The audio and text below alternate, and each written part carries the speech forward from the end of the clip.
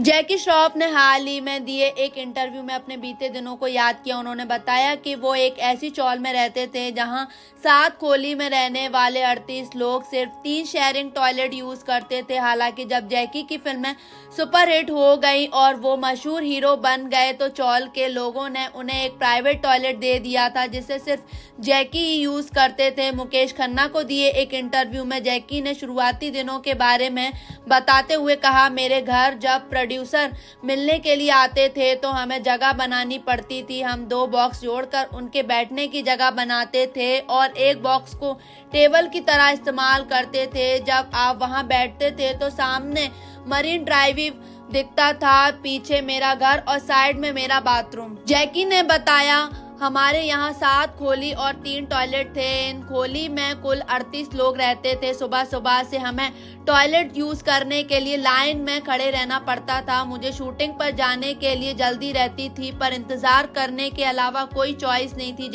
जैकी ने इस मौके पर अपनी यंग एज से जुड़ी कई यादें भी साझा की। उन्होंने बताया कि कैसे जब वो चौल में रहते थे तो माँ को उनके बीमार होते ही पता चल जाता था, पर जब वो बड़े घर में शिफ्ट हो गए और उनके बीच दीवारें आ गईं तो जैकी को सुबह तक अगले कमरे में अपनी मां की मौत का एहसास तक नहीं हुआ।